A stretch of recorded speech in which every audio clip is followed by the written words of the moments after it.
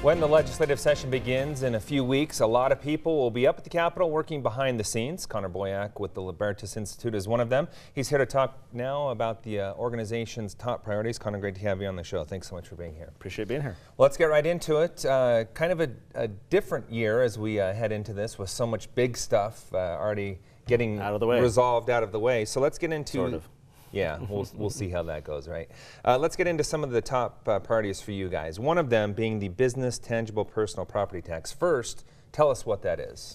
So it's a crazy tax most people don't really realize that Utah businesses have to pay. They buy their desks, their chairs, their computers, their stuff for their business. So they pay a sales tax when they first acquire the property, but then they have to pay an annual property tax. So these businesses every year are having to track and count up all of the stuff that they own and pay taxes on it, even when they already paid the sales tax. It's a huge burden, huge headache, especially for small to medium businesses. We're going to try and just get rid of it entirely. Okay. What's the bill that is going to try to do that? So interestingly, this tax has existed since before Utah was even a state. This is a pioneer era tax back when there were no income taxes and sales taxes and so forth. This is how government was funded. So when it may have made a little more sense. Precisely. And unfortunately, though, it's in the Constitution. So what you're going to see this session is a constitutional amendment. And then if the legislature passes that, it'll be on the 2020 ballot to ask the public and say, can we give this small business relief, change this tax? We have plenty of other taxes now. Let's get rid of this huge headache one. And how do you see that impacting small businesses? So allowing them to use that money to grow and do more things for the community? It's $220 million a year total for businesses paying this tax. It's a good, decent chunk of change. But the businesses that are really facing the challenge, it's not so much financial, it's the compliance. It's having every year to go count up all this property. It's just a big compliance burden. And so that is going to be where the big relief comes in. Interim committee passing it unanimously. So do you like the prospects of it moving through the legislature? Yeah, I think the counties won't like losing some of that money. So we're trying to figure out if there's a way to kind of restore or move some money around to keep them, diminish their opposition a little bit. But I think you're going to see the business community very excited about this. This next one, an interesting one, because we're talking a first of its kind in the nation type of bill with the electronic data protection. What are we looking at there? So there was a Supreme Court case this year, U.S. Supreme Court, that ruled for the first time that we have a privacy interest in our electronic data that's held by a third party. If I call you on the phone, that's going through kind of a third party. And historically, the court has said, well, no, if your data is held by a third party, you don't have a privacy interest, cops don't need a warrant.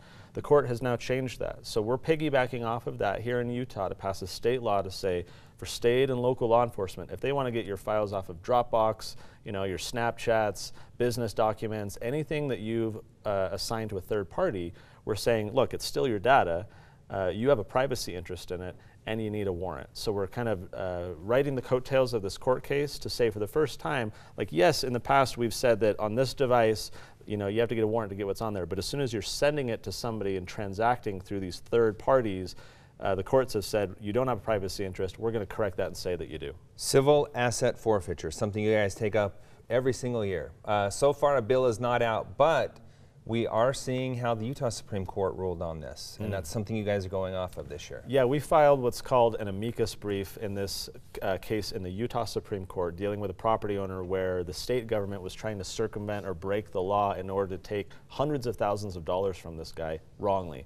The Utah Supreme Court unanimously ruled in his favor, and so coming off of that, we're working with Senator Weiler on a bill to address forfeiture and clean up a lot of the law in favor of property rights in a way that the justices on the court recognize needs to be fixed. More specifically, what would this bill do along those lines? So some of it's rather technical, but what it's basically doing is it's ensuring that if you're a private property owner, the government is going to have a very tough time trying to seize and confiscate your property if you're not convicted of a crime. That's what forfeiture is all about. Can the government take my property if I'm not guilty of a crime? And civil asset forfeiture allows them to do it. So this year's bill is going to tighten up a few of the loose ends where the state government was trying to wiggle around it and still seize that property. We're going to try and make sure that firewall is pretty strong to make it difficult for them to do that. So you'd like to come back and have 30 minutes to explain that, is what you're saying? Yeah, full day show would be great. That'd be awesome. All right. Hey, always appreciate having you here, and we'll be keeping an eye on these bills as we work through the session. Appreciate Thanks it, so much for your time. Still to come, the battle over SB 54, the dual path to the primary election, will also be coming up during this year's session. Our panel will weigh in on a bill to repeal the controversial law. That's next.